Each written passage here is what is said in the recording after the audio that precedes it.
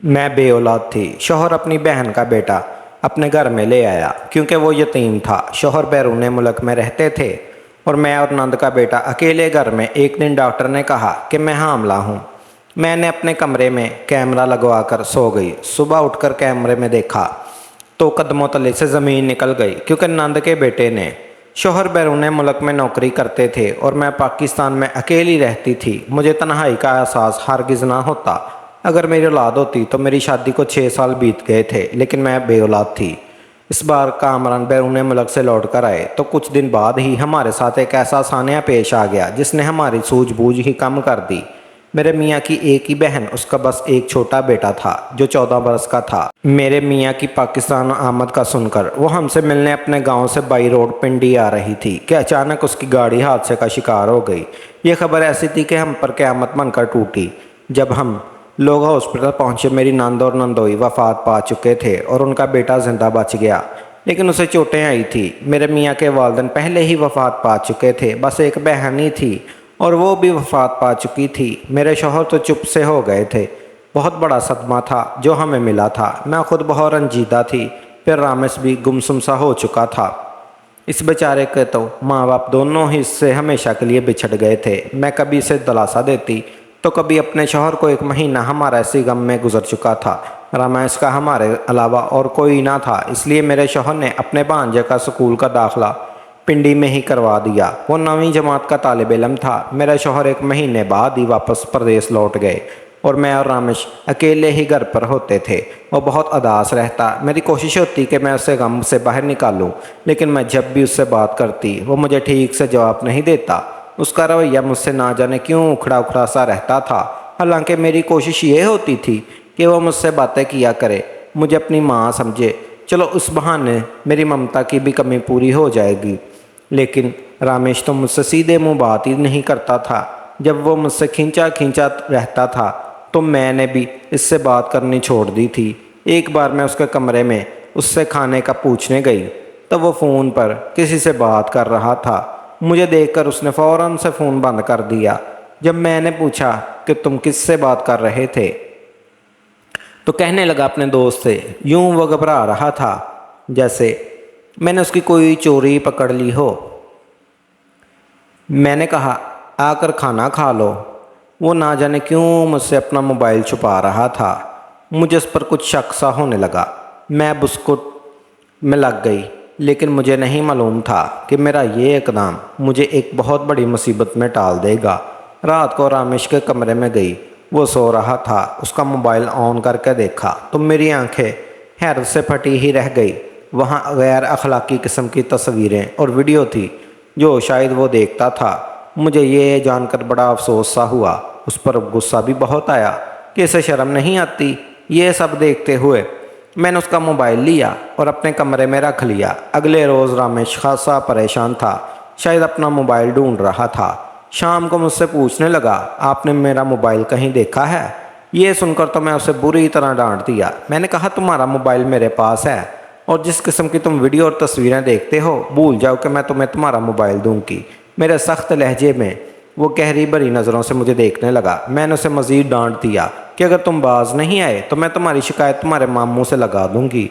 वो मुझसे मुंह तो कुछ नहीं बोला, लेकिन मुझे जिन नज़रों से वो देख रहा था जैसे मुझे मार ही डालेगा। वो आंखें फाड़ घूर रहा था, बड़ा बेखौफ सा अंदाज था इसका। मैं कुछ तज़ब्ज़ुब में शिकार हो गई, लेकिन मैंने इसके सामने ज़ाहिर नहीं किया। वो खामोशी से अपने कमरे में चला गया। अब तो उसने एक नया तमाशा सा पकड़ लिया था।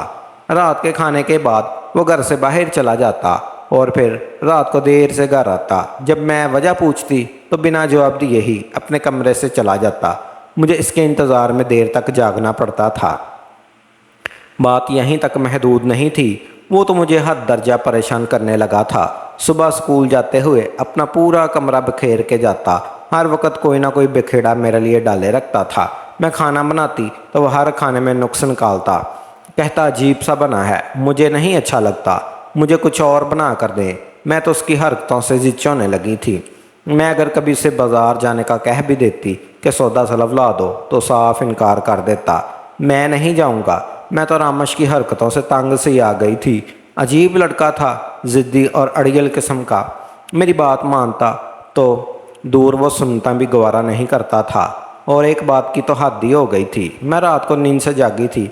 प्यास की वजह से मेरा हलक खुश्क था। जब मैं पानी पीने बाहर लाउंज में आई तो रामेश टीवी पर लगाए बेहुदा सी अंग्रेज़ी फिल्म म्यूट करके देख रहा था, साथ में सिगरेट भी पी रहा था। उसे शायद मेरे कमरे से बाहर आने की उम्मीद ना थी, इसलिए बेफिक्र था। लेकिन मुझे देखकर एकदम सा नर्वस हो गया। लेकिन मैं सब देख चुकी थी। मेरे तोतलों पर लगी और सर पर जाकर बूझी। ये लड़का तो बिगड़ता ही जा रहा है। मैं उसके पास गुस्से से आई। मैंने कहा, अपना हाथ आगे करो। क्या है तुम्हारे हाथ में? वो भी गूंगा बना डीठों की तरह मुझे घूर रहा था।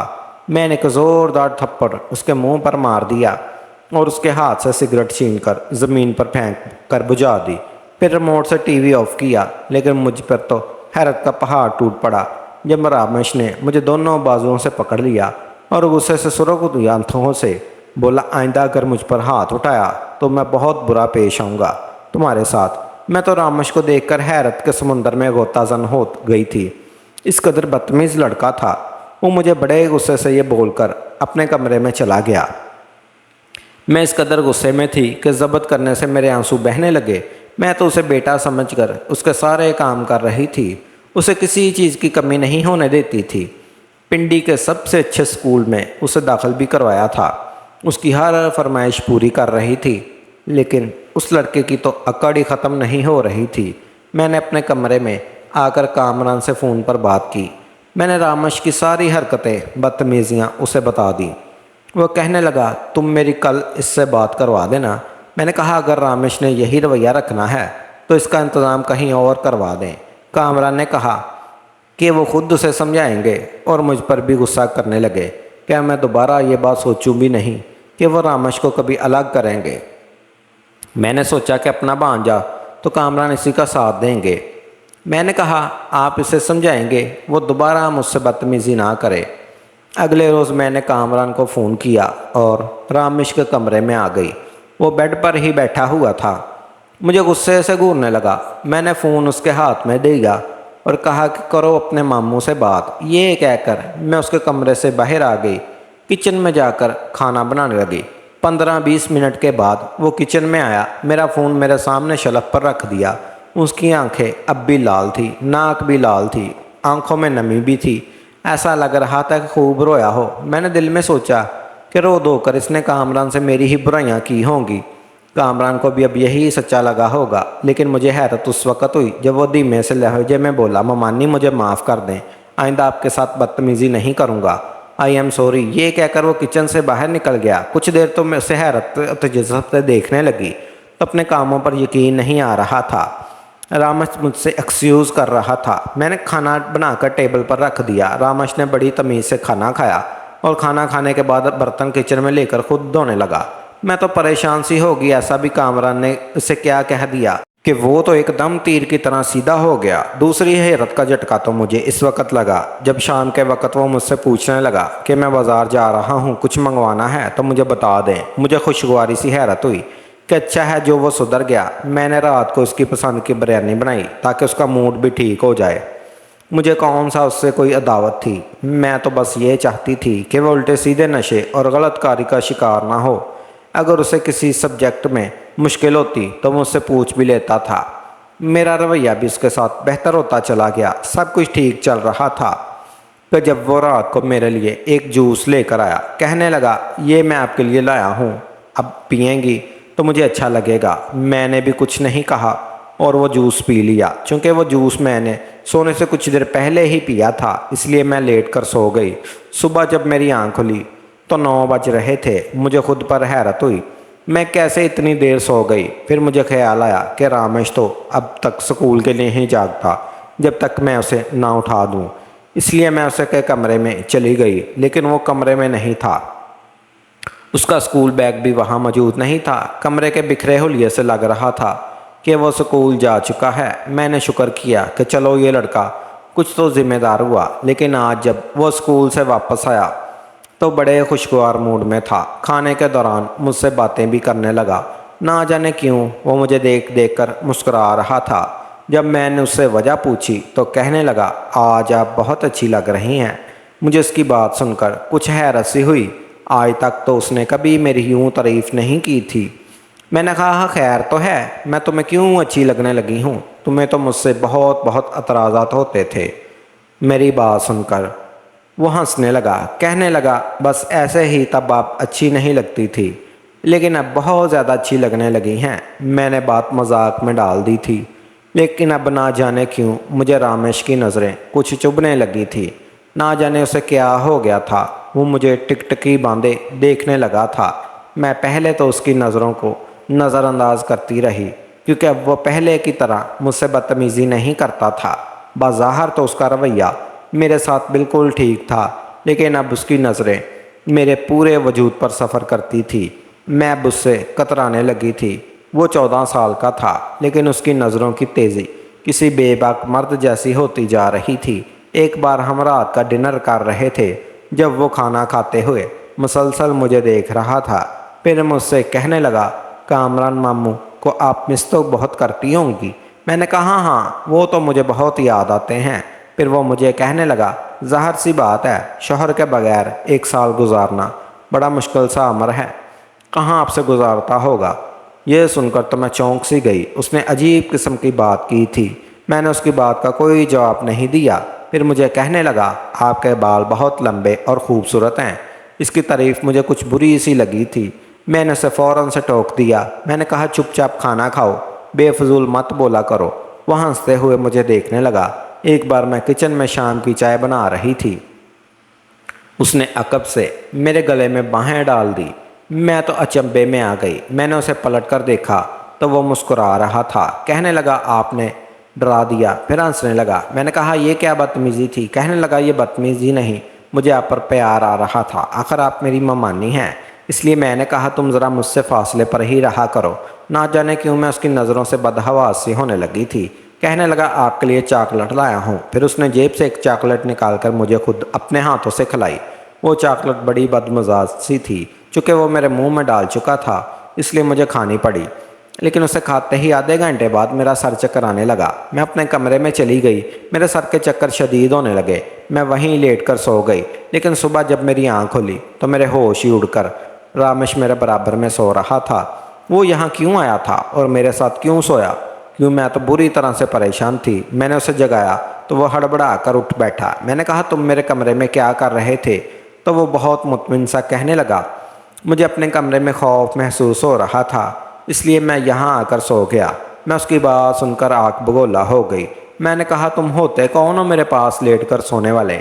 کہنے لگا میں بچہ ہی تو ہوں، ڈر لگ رہا تھا ممانی، اس لیے آپ کے پاس آ گیا۔